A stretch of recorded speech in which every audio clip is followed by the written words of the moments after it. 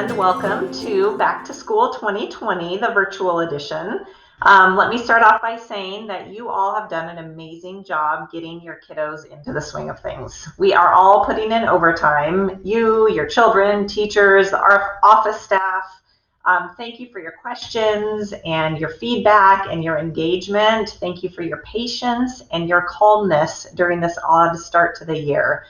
I actually came across something the other day that I wanted to take a minute to read out loud to you because it really sums up how I feel and how I hope that you feel right now too. So it says, look at how much you have already managed to adapt to. Look how resilient you have already been. There is no right way to respond to this because it's never, ever happened before. Give yourself some credit. There's no one in the world who has figured this out yet. So it's absolutely okay if you don't either. So try to keep a piece of that with you. I know these times are challenging, and just try to hold on to that idea that it's okay if you haven't figured it all out yet. I don't know anybody who has.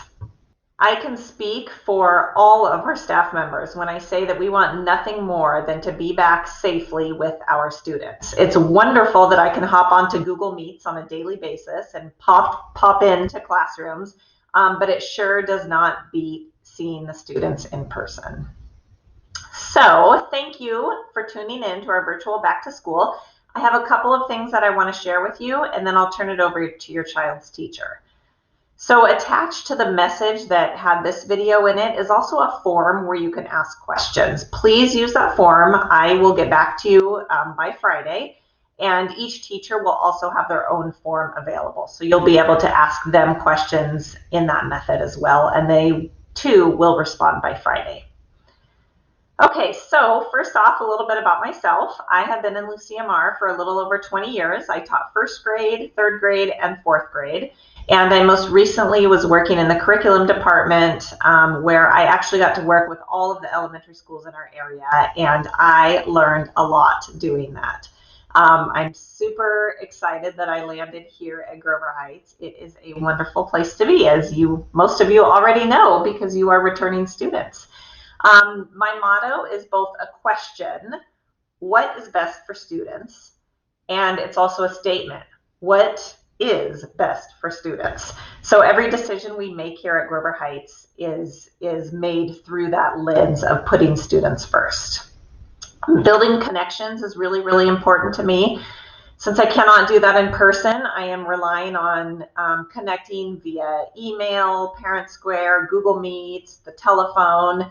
I appreciate all of the questions you have been asking and the feedback you have been giving. We've really made use of that and made changes and are continuing to make changes due to the feedback. So thank you for that. I'll be holding regular check-ins. I'm calling them parent principal coffees. Weekly for the month of September, and then probably monthly after that. We'll just see how things go. I'll be able to use this opportunity to give you any updates, answer any questions. I'll record these and put them on Parent Square so that if you can't attend, you can still see what we're talking about. So again, that form that I mentioned, there's a space for you to indicate your availability and whether or not you would be attending one of those meetings. And so please respond on that form. That'll help me schedule them, find a time where most people can join. Okay, on to some general school information. I wanted to give you a quick update on the social emotional component of distance learning. As you know, students in general might be struggling now more than ever with connecting with others. So as a district, we're holding what we're calling Friday Care groups. CARE stands for check-in, advise, redirect, engage. So this Friday Care meeting time allows teachers to focus on critical skills to help students build resilience during distance learning. We ask the students to rate their feelings on a simple scale, and that information helps the teacher know if anybody needs a little extra help. So TK through third grade students are learning about that scale for these first few weeks. If you are a parent of a 4th through 6th grade student, ask your child what the scale is. Ask them what the different colors are and what feelings are associated with those colors. and definitely start that conversation with your children. So these meetings are not counseling sessions. They're more like an advisory class at the middle or the high school level.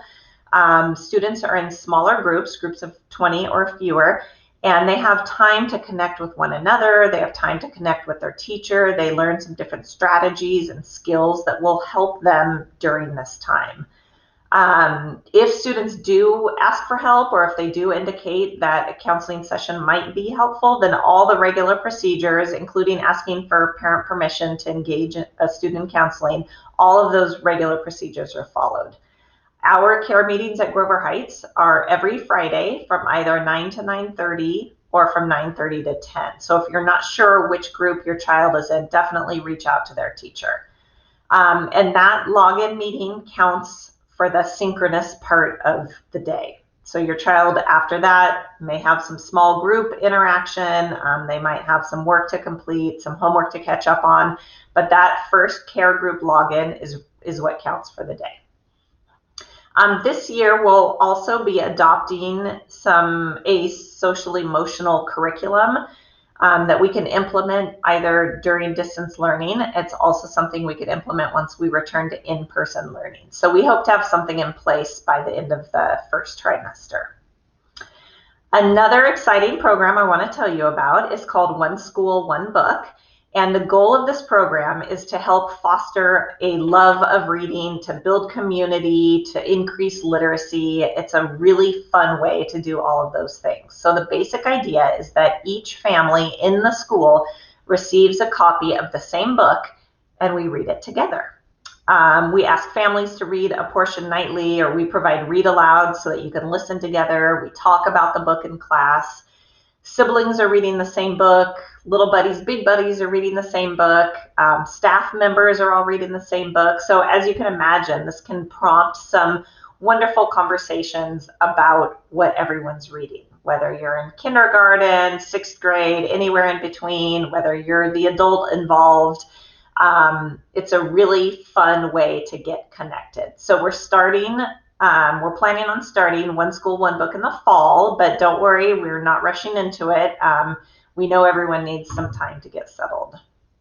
And speaking of reading, we are very excited that we will soon have the chance to let students check out books from our very own Grover Heights Library. And here's Miss Jackie to give you a sneak peek of what's to come. Hi, Grover Heights families. This is Mrs. Jackie in the library, and I'm just here to show you a little bit about accessing our library online. Here I am on the Grover Heights Elementary School website. If you hover over Academics here and then scroll down to Library Media Center and click on that, that will take you to our library page. There's lots of fun stuff on this page. There's pictures of the kids. We also have links over here on the right, information about box tops, which has changed this year. Also read alouds here. This is picture books and chapter books that we've been recording and reading and recording online. So that's the link there. And there's also a link here that will send you to our Grover Heights Library collection. And there will be another video on that coming out soon with more information. So bye for now. You can go ahead and click on that link and check it out now. We will be sending out some more directions next week, but you are welcome to check out the link a little bit later on after all the videos. Okay, so I wanted to also let you know about our supply pickup plan. We are adjusting as we go, and right now we're planning on having supplies available for pickup the first and the third Friday of the month. So these would be maybe if your child's teacher has some math workbook for them to pick up, or if they need some extra paper or something like that, they would have that put together for pickup. So we'll have the supplies out on the tables from 10:30 to 3:30. The first and the third Friday of the month, and your teacher will notify you if you have supplies to pick up. Not all classes will have things that they need to get picked up. So this Friday, September 4th, will be our first pickup day, and actually this Friday we'll be out there until 5 o'clock. So come by anytime between 10:30 and 5 if your teacher has supplies for you. We'll have everything set up on the grass, and please practice social distancing when you pick up your supplies. All right, moving along to attendance, and we are almost finished. Attendance continues to be just as important during distance learning. If your child is sick, please call the office and let us know. You can email a picture of the doctor's note if you have a doctor's note. If you are experiencing internet or power issues, then please let your child's teacher know right away. You can also let the office know because it might be something that we can help with. All right, one very last thing, please join our Grover Heights PTA. A video went out last week that talked about how to join and why you should join. So this is a great group of people committed to the students, and they have some vacancies on their board that they need to fill. So please consider, please definitely join as a member and consider joining, running for one of the board spots if you are interested.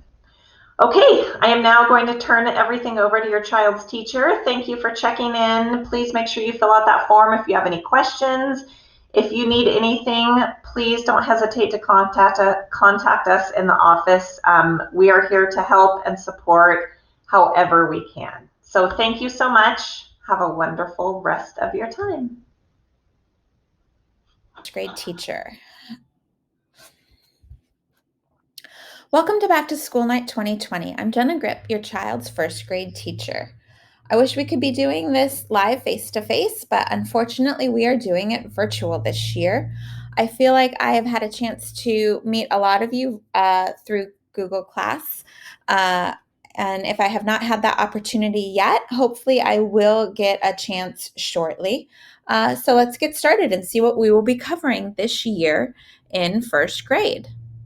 Our back to school night agenda for this year, we will be covering our daily schedules, what your child will be doing in first grade, supplies, and how you can communicate with me. Our daily schedule is looking a little bit different this year. Monday through Thursday, we start at 9. We have our live meeting where you click on that Google Meet link in our Google Classroom. This is our language arts time, whole class mini lesson. So we meet live and we discuss our language arts ideas and lesson for the day. We introduce our phonemic awareness sounds, blending, that sort of a thing. Then the students head on out. And from 9:30 to 10:30, they are working independently, having video lessons, working in their workbooks, doing daily 5. And we are pulling students to do small groups, reading, sight words, that sort of a thing. 10:30 to 10:50 is recess, hopefully getting some movement, some snacks. 10:50 to 12:20, we're continuing on with language arts, independent, and we're still pulling for small groups. 12:20 to 1 is lunch. 1 to 1:30, we come back together, whole group, whole class. This time it's math-based, doing our math mini lesson. And then the students head on out and they are working on math. Again, video lessons, math books, computer lessons, things like that. And then from 2 to 2:30, social studies, science, and art. Our Fridays, not yet to Friday. Library time is with Miss Jackie on Wednesday. She joins our afternoon meeting for a read aloud. And then we have PE on Tuesday from 1:40 to 2:30. And then there's optional PE meets Monday at 2:30 and Friday at 11:30. Again, log into the PE Google Classroom to find those links. Fridays look different. They too start at 9 o'clock. For Care Group A. Care Group B is from 9:30 to 10 o'clock. Students have been doing this for the past couple weeks. This is a great time for us to discuss how children are feeling, and we just kind of have a check-in. So your child should already know what group they are in. They've been attending, as I said, for the past couple weeks. If you have any questions about which group your child is in, please let me know. From 10 to 2, this is more of a catch-up time. They can complete any work that they have not finished throughout the week, but we also are posting some activities, some new activities that they can work on during this time, and they are meant to just support the concepts that we already have taught throughout the week.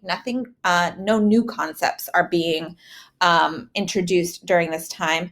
And also, since we are online, we're not able to do as many of the fun activities throughout the week, pushing those out all the time. So Friday is really a time that we're able to do a lot of those supplemental, just like fun types of things. So that is stuff to look forward to on Friday. And while the kiddos are working on that, this is a time for us to see students individually for additional support as well. So heading into what will your child be doing in first grade all day? So we have daily 5 time. And daily 5 is a time, as I'm sure you have already heard from your kiddo, where they will be working on read to self, and they have been working on building their stamina, building their focus, to work independently. And this is super important while we're in the classroom. So I am able to go ahead and work with my small groups. But you're going to find this is really important for you at home as well, so that you are able to get your work done.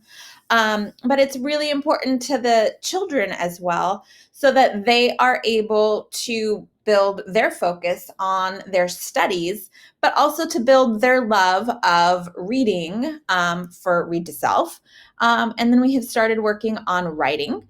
And work on writing during daily 5 time is not so much necessarily focusing just on punctuation and grammar, but it's really to just build their love of writing. So this is not a time for us to really look at their journals and say, you know, work on your spelling and work on this, but really let them just go for it and let them just write about what they want to write about, sound the words out on their own, and have fun with it. So please, please, please just let your kiddo just go for it.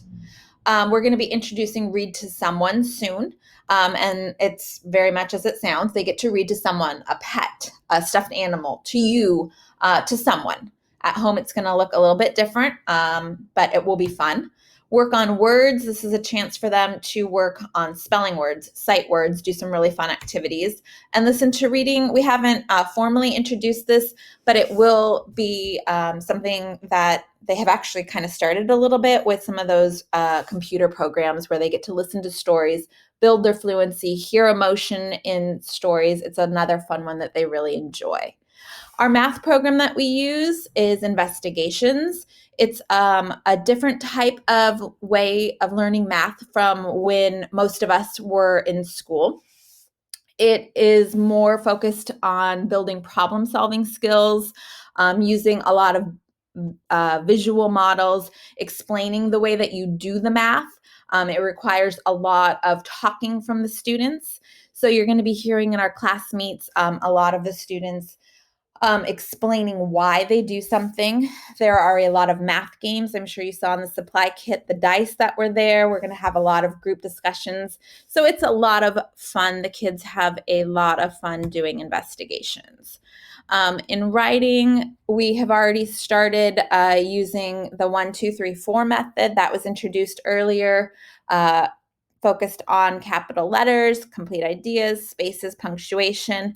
And we are starting to introduce thinking maps, which is used across Lucia Mar. It's used in writing to help them organize their ideas, but it's also used across the curriculum in all areas. So you're going to see that as the children continue on. Here's just an example of a few of them, but you'll see this as they continue on K through 12.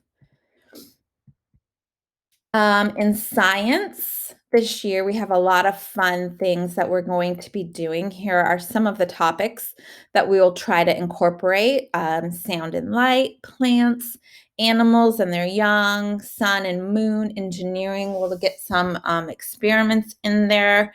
It should be a lot of fun. And social studies, we try to incorporate this through our reading, writing, and some other activities over the course of the year. Learning about citizenship and presidents, Martin Luther King, different holidays around the world. We have a lot of different fun, exciting activities that we'll be doing. It should be a lot of fun as well. Technology, we have been using that a lot already. So throughout the year, We'll be using Google Classroom. We've been using that a lot. Clever, you really want to get to know that one. Hopefully you have already bookmarked it. That's where all the apps are. We're going to be using Dreambox, Lalio, Raz Kids. Those are the ones that we have already introduced. And as I said, we will be introducing some more throughout the year as they become available to us and we learn about them. And we will slowly begin to introduce more to you guys and your children as well. All right, supplies. So we have sent home supply tubs. These are to act as their desk and they should be kept nearby their learning space. So please make sure your child has a quiet space for them to do their work in and to attend their class meets in. We want to make sure students are not just sitting in their beds and they have a nice quiet learning spot. So think of it as if they were going to school, they wouldn't be, laying in a bed. They would be sitting up in a chair, having a hard spot to write in. So make sure wherever that quiet spot is, that they have their supply tub near them. It's really important that they do have a chair and a table to sit in and that they are not laying in their bed. It helps, give them a different frame of mind than if they were just lounging around in their pajamas in their bed. It really helps for them to get up every day, get dressed, and then go to where it is that they're going to learn. It helps them to stay a little bit more focused, having that chair and table to sit in, and then they have their supply tub to act as their desk. Whiteboards and markers, we're using these a lot, especially during our class meets. So please help to keep these in working condition. It really helps us as a communication tool with the whole class during the class meet time. You're going to want to make sure that they are being wiped off with a soft type cloth in the classroom. I just buy, a package of the baby socks and use those. But you can use socks that you already have at home. Just make sure that they're clean. Or you can use a towel, things like that. Make sure lids are put on, the caps are put on the marker so that they don't dry out. And we don't want to scribble too much on the boards. They will make the markers run out really quick. Also, I have noticed black markers are what show up the best during class meets. So if you have gotten colored markers, that's fine for the kiddos to use on free time. But during meets, please, please, please have them use their black markers, which is what we had put in the supply tubs. It's just easier for me to see what they're writing. Supply pickups. We're doing supply pickups the first Friday of each month so that we can continue to give you guys the supplies that we're going to be using in our class every month. And if we come up with other supplies that we think of that we need, there may be optional pickups as well on the third Friday. So I know on here it says a drive-through. We actually have just changed it to a walk-up. There will be tables labeled with Miss Gripp on it. You can just come on up throughout the day, pick up the supplies, and you're good to go. It's going to be an exchange, as we had talked about before, so we will provide you with a list of things that need to be turned in, work and stuff like that. So make sure you mark your calendars so you know and you remember to come by and pick up supplies. We'll send out reminders as well. All right, how can you communicate with me? So we have up here all the different methods. You've got good old email. You can always send emails to me at jenna.grip, Lucia Mar.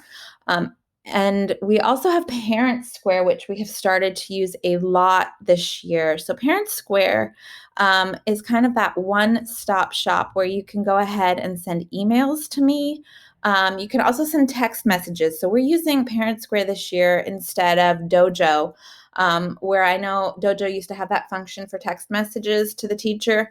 You can do that also in Parent Square. So if you have not downloaded the Parent Square app yet, I would really recommend doing that because you can send me both emails and those messages that we used to communicate through Dojo on. The other nice thing with Parent Square is this is where you will get school announcements from Mrs. Logue. But you also can get our classroom announcements through there too. And the other nice thing with Parent Square is it's not just messages and ways to communicate with me. If you have a child in another grade, you can communicate with their teacher as well. So I definitely would recommend downloading that app as well. I didn't include it on here, but you can also always call the school and leave me a message there. But I would definitely recommend these are the easiest ways to get a hold of me. So hopefully you found this information helpful. I look forward to working with you and your child this year. It should be a very fun year with lots of new exciting things to look forward to.